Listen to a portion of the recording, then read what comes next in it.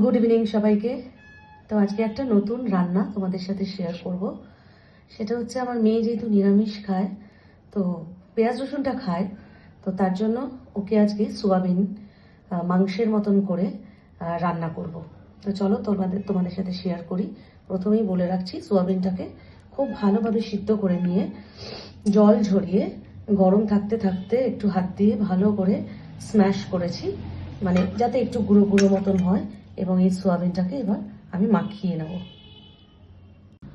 সোয়াবিনটাকে মাখানোর জন্য দিয়ে দেব অল্প করে নুন, একটু হলুদ, লঙ্কার গুঁড়ো 1 চামচ মতন, শাহি গরম মশলা অল্প,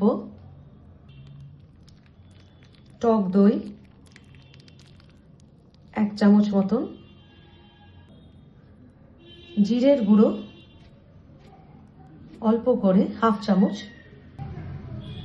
সর্ষের তেল 1 চামচ।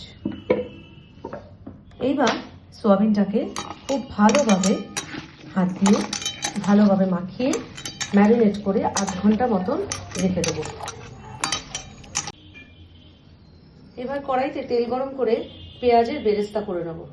এখানে আমি 1টা পেঁয়াজ দিয়েছি, যেহেতু আমি অল্প করে রান্না করছি। পেঁয়াজের বেরেস্তা বানিয়ে নেবো।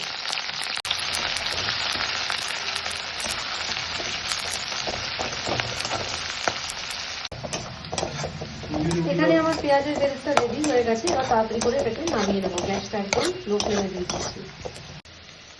পেঁয়াজের বেরেস্তা হতে হতে কেটে নিয়েছি এখানে আলু, ছোট ছোট দুটো মতন, দুটো কাঁচা লঙ্কা নিয়েছি, আদা আর 5-6 কোয়া রসুন।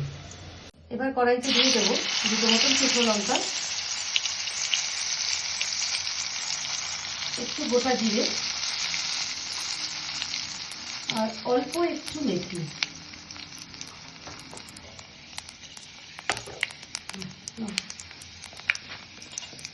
আলুগুলোকে দিয়ে দিলাম।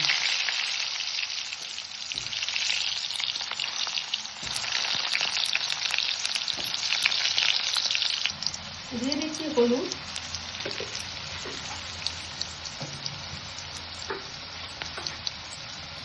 দিয়ে দিচ্ছি নুন। আলুটাকে খুব ভালোভাবে ভাজবো। আলু ভাজা হয়ে গেছে। এবার ম্যারিনেটেড সোয়াবিনটা দিয়ে দেবো।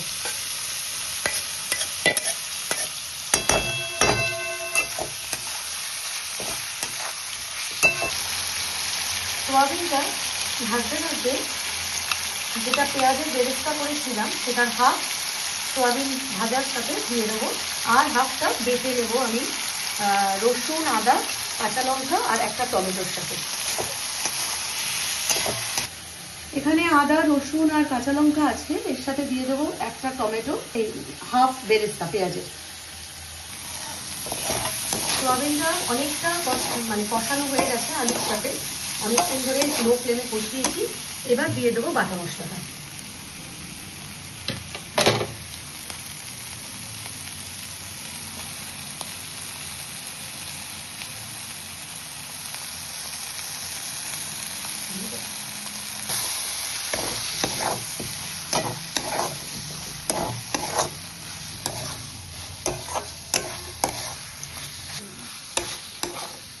মশলা কষানো হয়ে গেছে। এবার দিয়ে দেবো জল অল্প করে।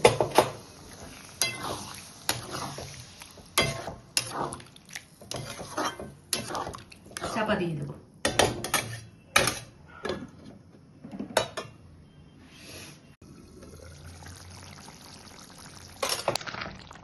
মাংসের মতন করে সোয়াবিন পুরো রেডি।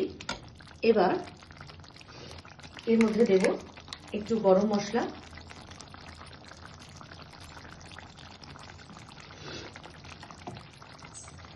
আর দেব অল্প একটু ঘি, 1/2 চামচ মতন ঘি দিয়ে গ্যাস নিভিয়ে একদম এটাকে একটু নাড়িয়ে দিয়ে জাস্ট চাপা দিয়ে রাখবো 15 মিনিটের মতো।